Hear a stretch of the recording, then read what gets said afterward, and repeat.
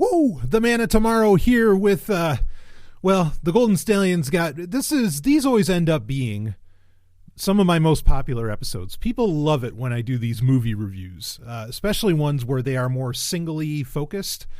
I'm probably, I'll give you a preview for for February's Relationship Rhombus show, which on the day that this releases, so it should be February 1st, on the day that this releases, there should be a post in the Patreon feed, not like your podcast feed, but on Patreon itself, that is asking for questions for February 2018's Relationship Rhombus show that the lovely and hyper-intelligent Dr. Stephanie Murphy and I do.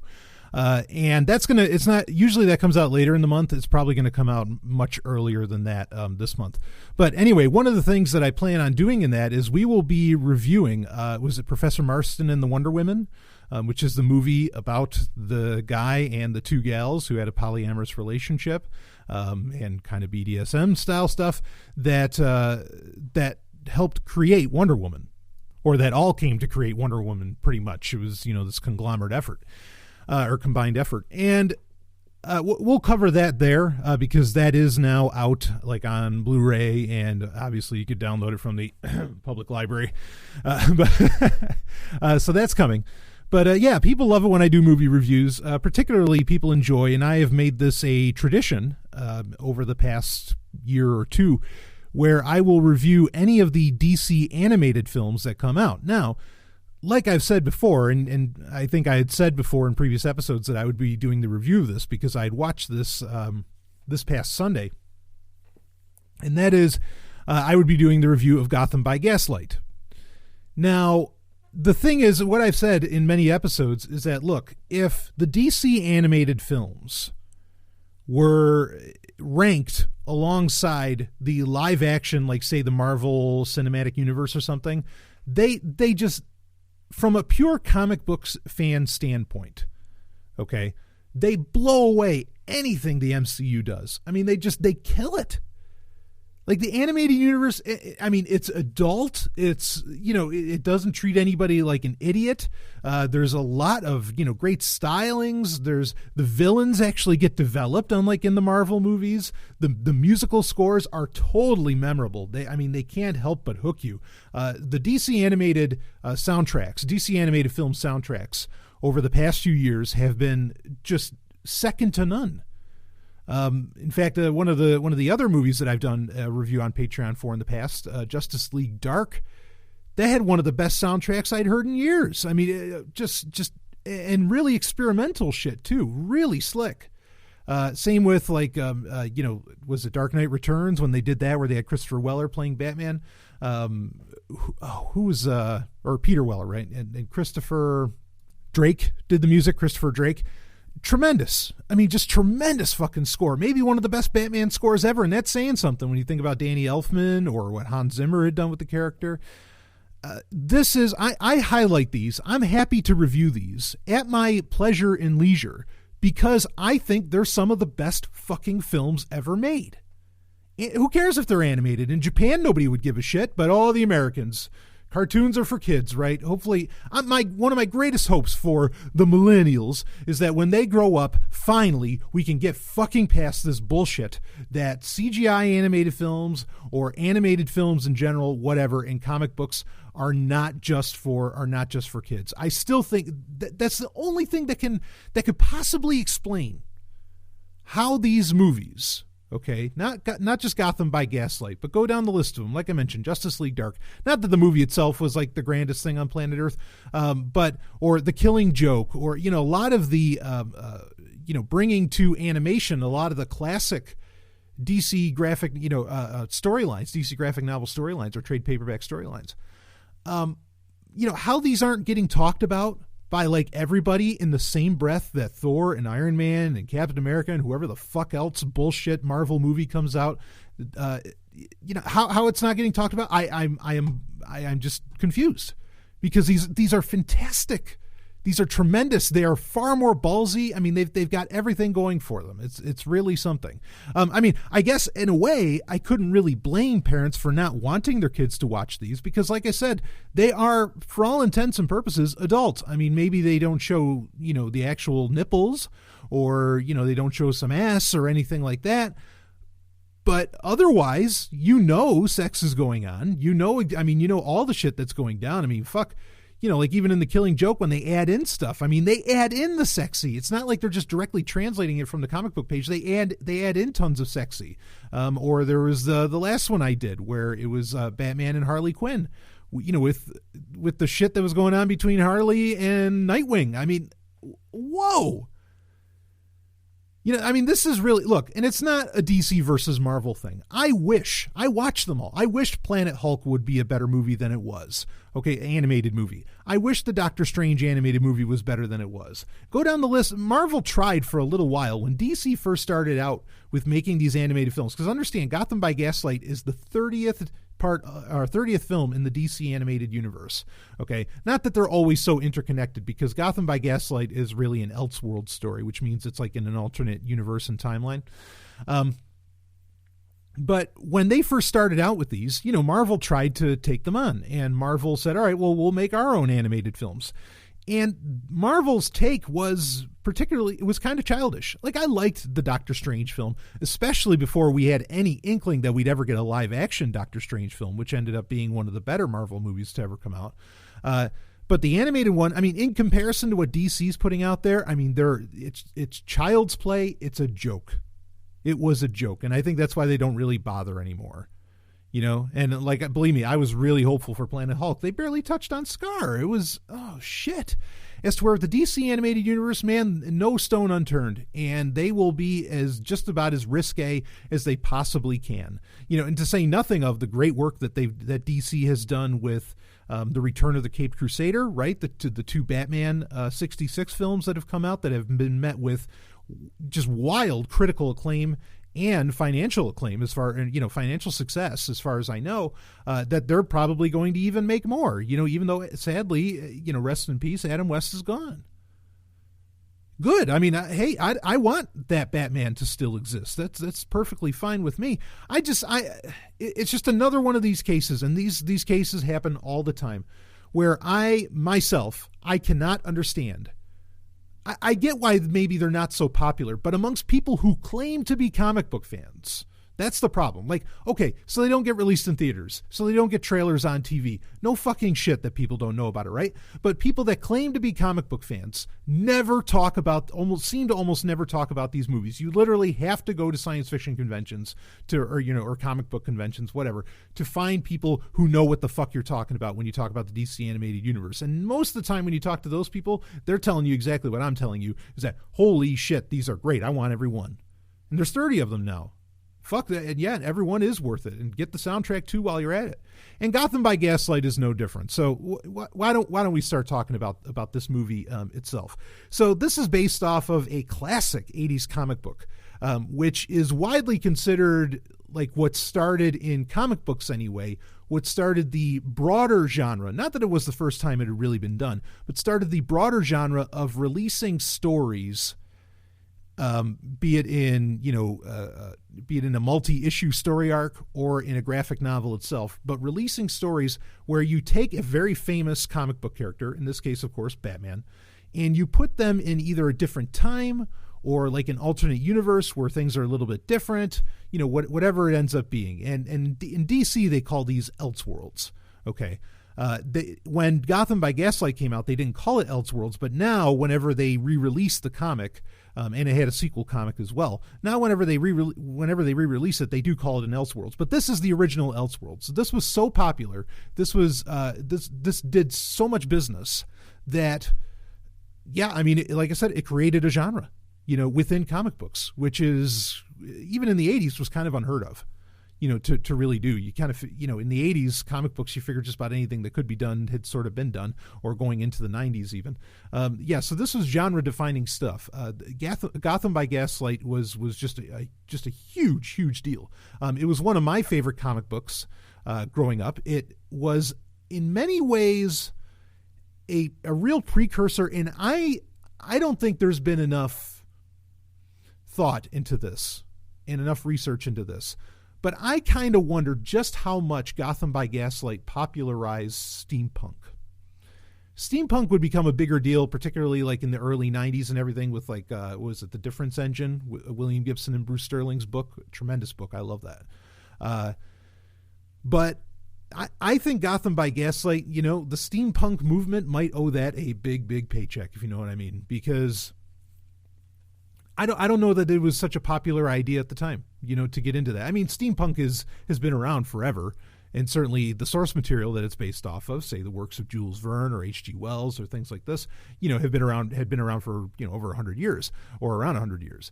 But regardless, like it being a popular notion, I think there's something, this is very special, Gotham by Gaslight. So I'm glad it's one of the great, another one of the great DC animated films to come out.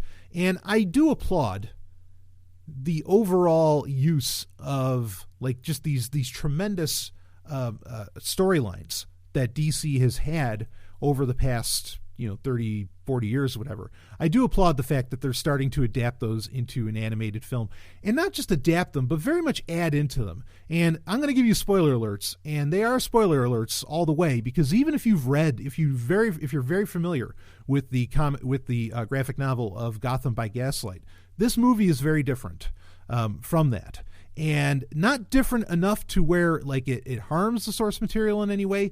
But there's one major part that is dramatically different from what's in the graphic novel, and there's actually a lot more sex added into this, I think. It's been a while since I've read Gotham by Gaslight, but I very well remember as one of my, next to like Digital Justice and some other ones, it's one of my favorite Batman stories. But anyway, so the major difference, I'll just put it right out in front. In the original comic Gotham by Gaslight, so this whole movie it's a Victorian story, takes place in they never give a date in the movie, but the comic book I think was like in 1889. And so it's Victorian, has to do with the Victorian Gotham City and everything. They're doing a World's Fair and all this, and what's happening is you're running into a Jack the Ripper murder. And I mean, they're pretty much in the comic, they're pretty much calling it Jack the Ripper. Okay. In the comic, it's a completely different, it's like a character that most people don't really know, okay? It's kind of a no-name character that ends up being, the real identity of Jack the Ripper. In the movie Gotham by Gaslight, Batman's trying to solve all these mysteries of, all these harlots and prostitutes and whoever else are, and even a Catholic nun who raised him, end up getting killed. In this one, and this was really like I think this movie might be better than the comic book, and I'll tell you why. Because they did something that I think was the unthinkable, and I sure as fuck didn't really see it coming. They made Commissioner Gordon the villain, Constable Gordon, whatever they call him in this in the movie. But they made Gordon. He ends up being actually Jack the Ripper. And it is such a wild hook when it hits in the movie. You go, whoa, your mind is blown, because whoever really thinks of, Commissioner Gordon, you can let Batman be bad. You can let all these different characters in the Batman, mythos. You can have a ton of them, just go bad or like I said, even Batman, you can imagine like being a bad guy, but Commissioner Gordon, fuck no. And they did it. And I thought that talk about ballsy and talk about something that you just didn't see coming. I mean, just tremendous hook on that. Yeah, wow. So that's the major difference between the two. Also, like I said, there was a lot of sexying up in this movie. It pretty much opens up with Poison Ivy, who ends up getting murdered by Jack the Ripper, or Gordon. She's in this, I don't know, like burlesque show or something, and she's stripping down, and other than the plant leaves over her nipples, she strips down kind of all the way. And so you get that. Catwoman, of course, is in this, and there is a point where she has to kind of play up an alibi, where she finds out that she figures out that Bruce Wayne, the Bruce Wayne of this Victorian era, is actually Batman. and she instantly tries to help him out. So she's not a villain really at all within this story, which is something that's been a thing with Catwoman for a while now, where she's not so much the villain, she's more of a hero. I kind of miss her being a real villain and not just like an anti-hero or something. And having Batman, I still like the idea of her and Batman regularly stooping, but I like it when Batman is fucking a villain. Like, I think that there's a very interesting psychological dynamic going on there that is sadly lacking from the comics. It's kind of lacking from this, but they pull off Selena Kyle so well, Catwoman. They pull her off so well, give her such great origin story and such great interactions with Bruce Wayne and Batman, in this movie, that it works. Like, I can forget it because it does that great of a job. And there's a point where, like the cops are stopping a stagecoach to try and figure out it, because there's a point where Bruce Wayne is being fingered as as Jack the Ripper. And she just, strips him bare, and she strips bare, and they are in the stagecoach laying down, and the cops, open up the stagecoach, and oh shit, there's the two of them naked, pretty much. I mean, they're covered with blankets, but there they are naked, and, it's very clear to see what's going on. And then, of course, it actually does end up happening.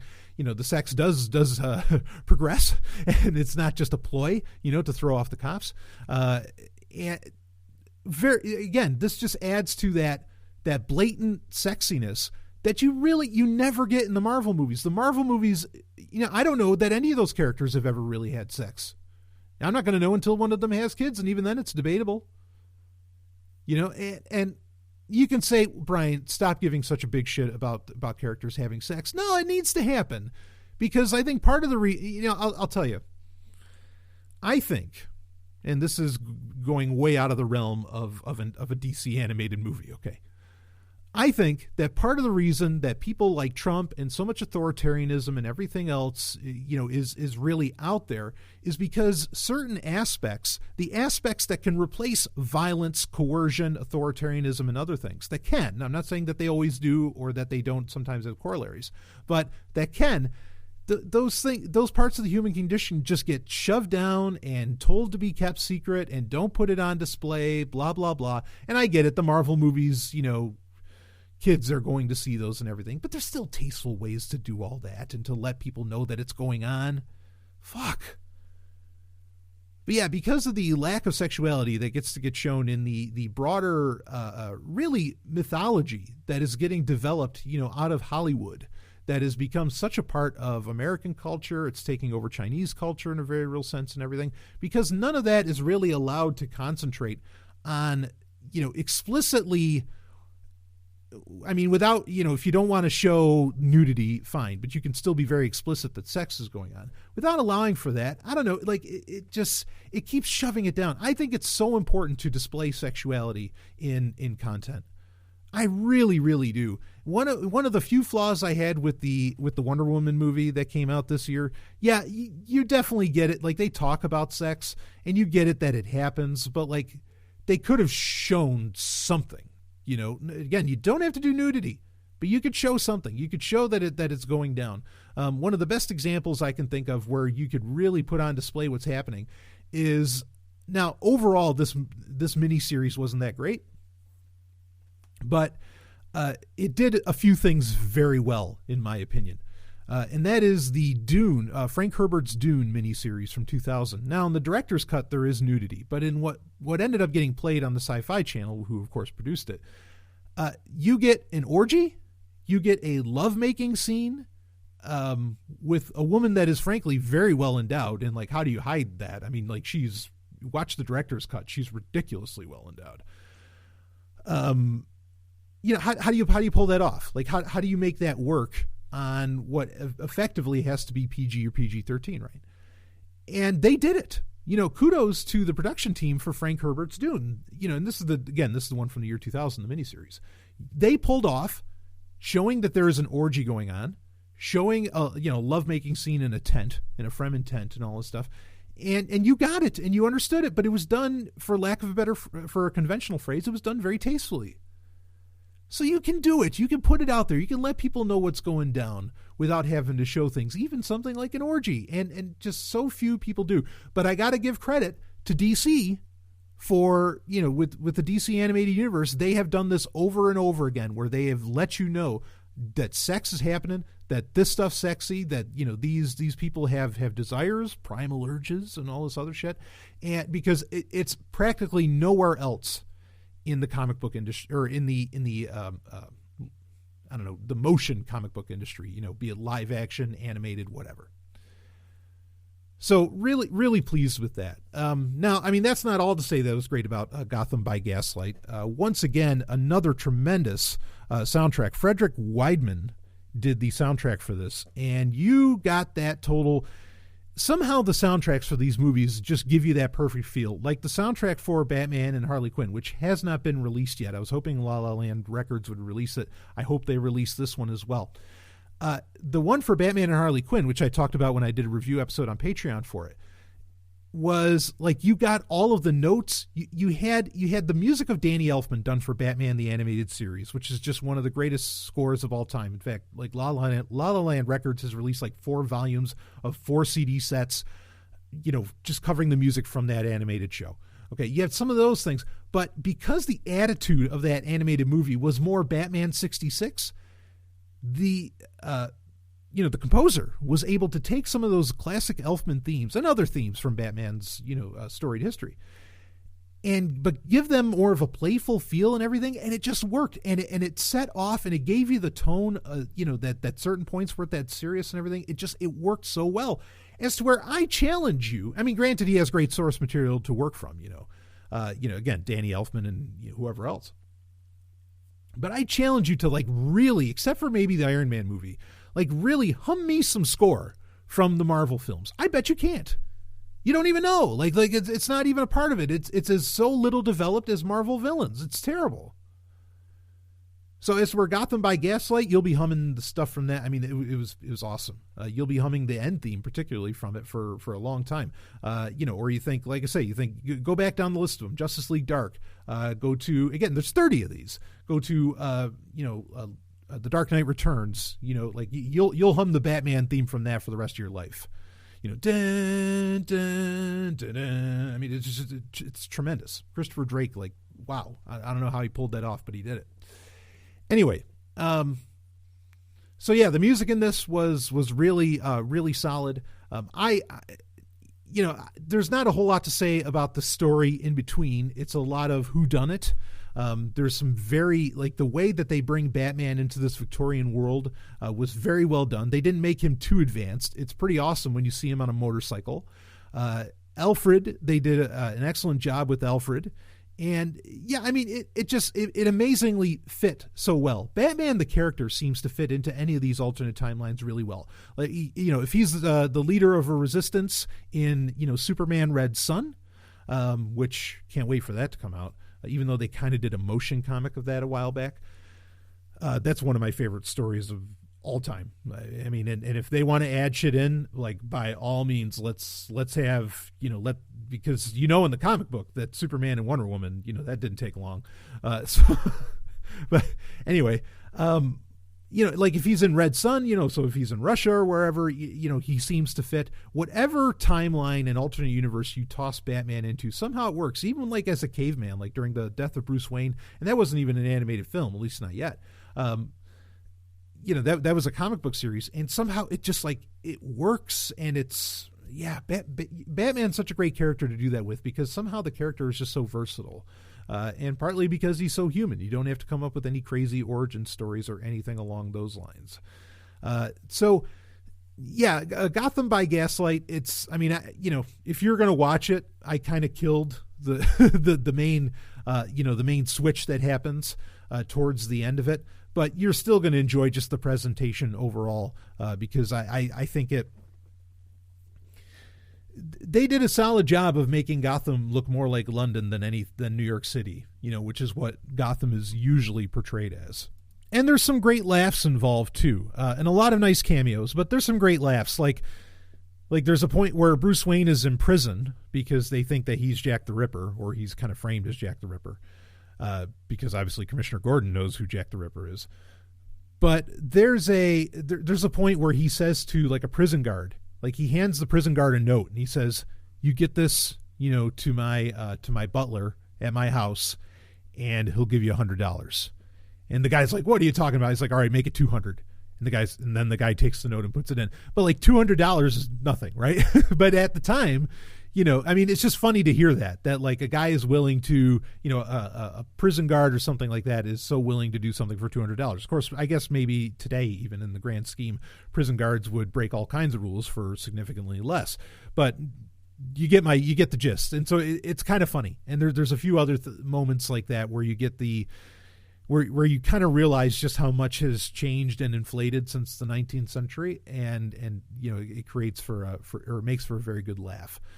So I thought that was nice. And there's Robin's not in it, Nightwing's not in it or anything. They do a really good job of like having Jason Todd sort of be a part of it. And some other characters. I wouldn't mind if they did a sequel to this. Now it can't be a direct sequel like for the comic book, which was called Master of the Future, which I think took place like 3 years after Gotham by Gaslight. I think they could pull it off. It'd be cool if they did, because Master of the Future, so it's almost like a Dark Knight Returns, but in the Victorian era, where Batman is kind of retired. He's hung up the cape, and and intrigue follows kind of from there. So I would love it if they did that, and if they wanted to introduce, because there's these young people. One of them, his name is Jason Todd, and maybe where they become part of like the Batman family, more or less, like we know today in the comic books. That would be particularly interesting, but I don't know. We'll see what ends up kind of coming of that. But all right, the other part that I want to talk about with this, Bruce Greenwood.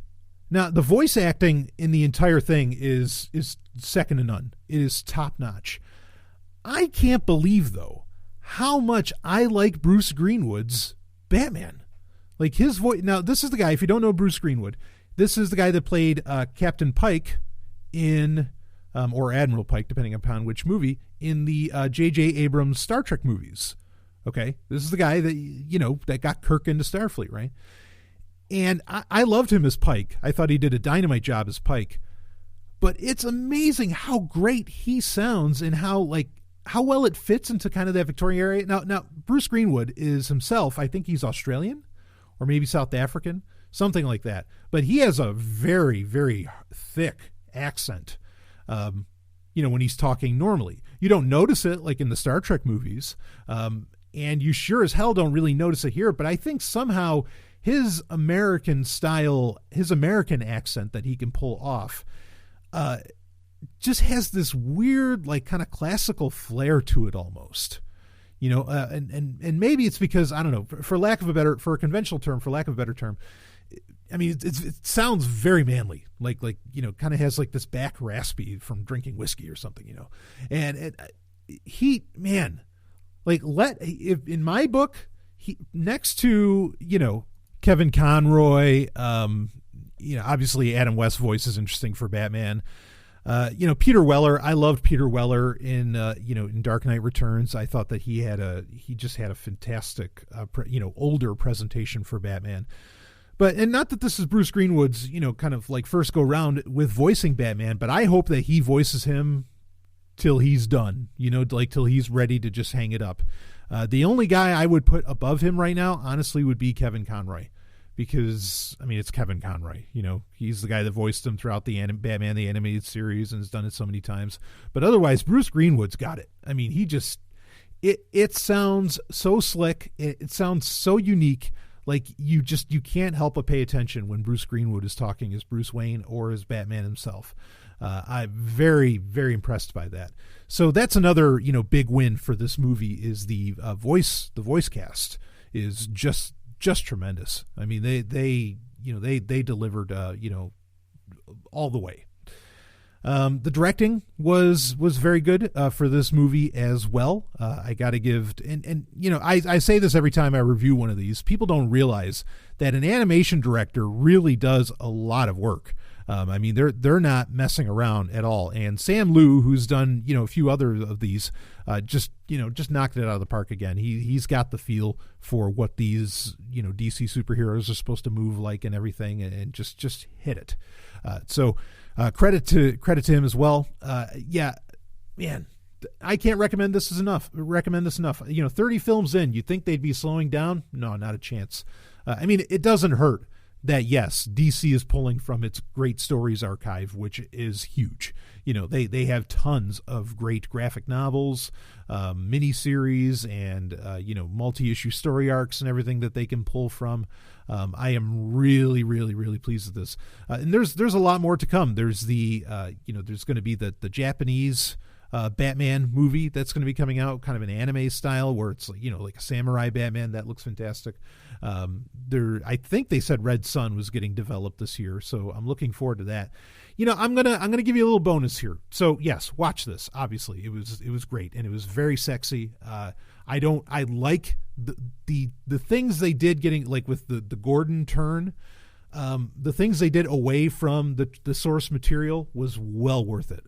Made it a much better story, with a lot more invested in going on in it. I think it was just a damn clever film. Anyway, I'm going to give you a little bonus here. So Valiant Comics. While we're talking about comics, I'm a little annoyed by this. Okay. Valiant Comics is getting bought out by a company that already owned like 20% of them, I think. Or no, actually, I think it was well over 50%, but it was DMG Entertainment. Okay. They're one of these like global media companies. They did Looper. Remember Looper, Rian Johnson's classic, Iron Man 3, DMG's been involved with some films. Valiant Comics, if you don't know the characters from that, a few of the big ones like Bloodshot, Exo Manowar, Harbinger, Ninjak, my personal favorite. They just got bought out. Now all right, let's backtrack a little.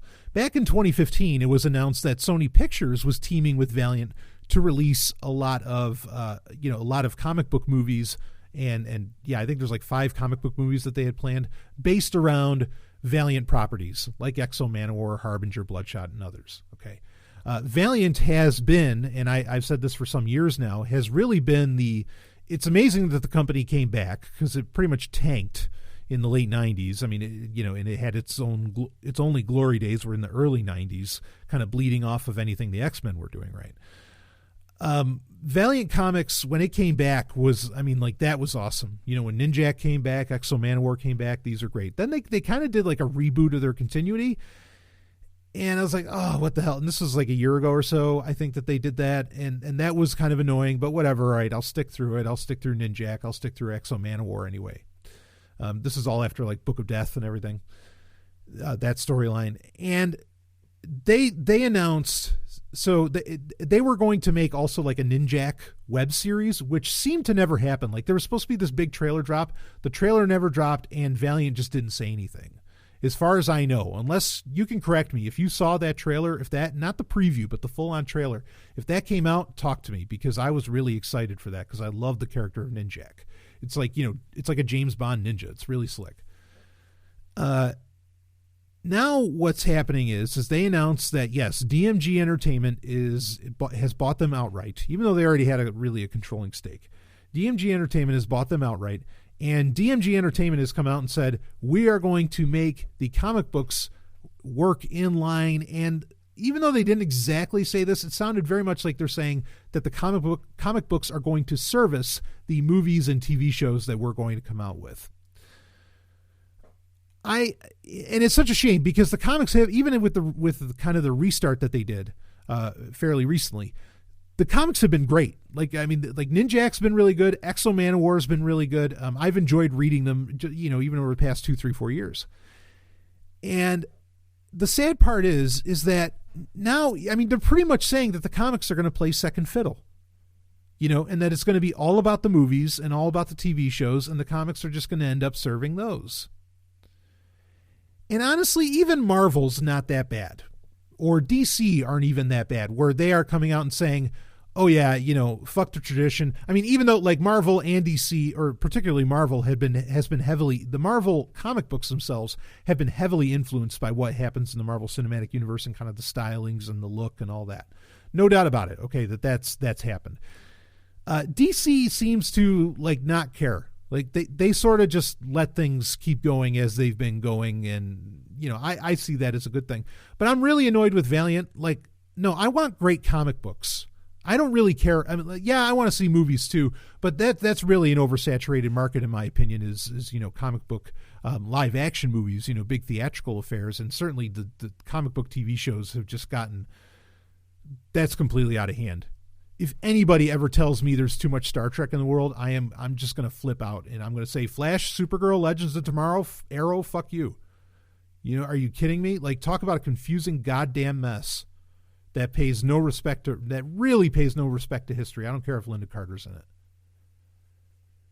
So, yeah, I kind of feel like as soon as I heard that news and the way that they talked about how the comics are going to shift, I really felt like, nah, I don't want to read Valiant anymore. Like this is crap. And I get it. They feel like as a company probably that, well, they can't make money off of the comics. Like the comics just aren't selling enough. Even after a little restart, the comics just aren't selling enough. I can understand that point. So they think that, well, people know these names at least. So why don't we take it to the big screen? And we already have this partnership with Sony, and I mean DMG Entertainment can make it on their own, but let's do that. I understand the business decision. I would rather not have the comic books at all than have them be vehicles to push a movie universe. Like really, I'd rather not. And it's getting ugly too because, one of my big hopes where actually I did want to see movies was the Hasbroverse. I wanted the Hasbroverse to become a thing where IDW has been putting Mask, ROM, G.I. Joe, and Transformers and Micronauts and all that into one universe, right? Called the Hasbroverse. And then there was supposed to be there was the big writing room thing that happened back, was that 2013? And I had a podcast that I was going to release because... called CobraCast, which might still come out anyway. But I had a podcast that I was going to release because I figured this Hasbroverse was coming and I wanted to be on top of it. And now they're saying that, that's probably not going to happen. Like nobody knows what's going on there. And so it's sad because the projects where, because IDW would have made sure the comics were still solid. And they've been, the Hasbroverse within IDW are some of the best comics you can read today, like just straight up. And I'll keep reading those, and I wouldn't have minded if they did movies with those because those are properties that kind of stand a cut above and stand outside of the comic book industry anyway.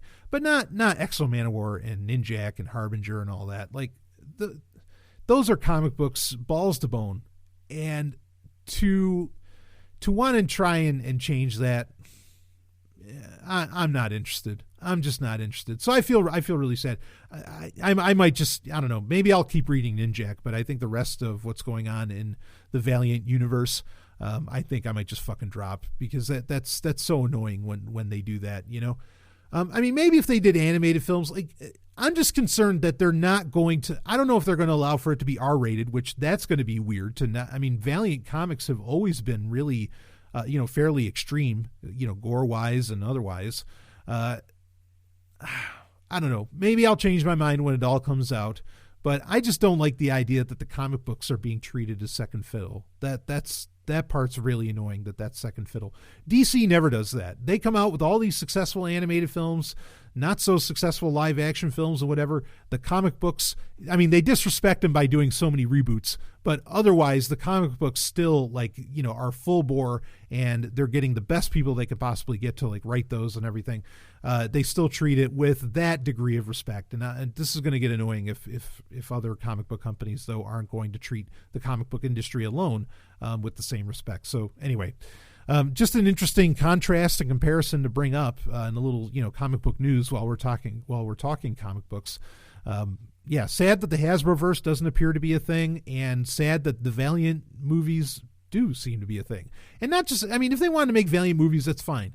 But the problem is they're making it very explicit that the comic books will be designed to serve the movie universe. And I think that's off base. I think that's out of touch. You're going to lose the people that were happy to buy your comic books when they came back a few years ago after a very long hiatus. You're going to lose the people that, in my opinion, that really matter. So anyway, there you go.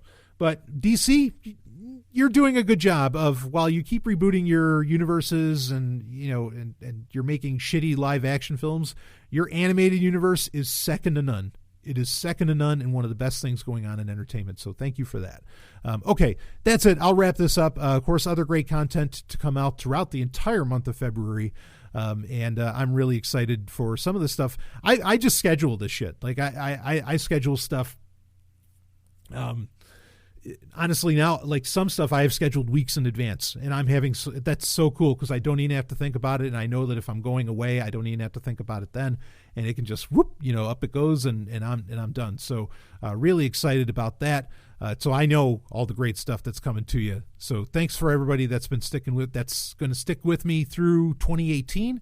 I noticed quite a few people dropped off in 2017, at the beginning of 2018. Again, I'm still trying to figure out what exactly happened there. But I will see you on the other side, because the Golden Stallion takes care of you. Woo!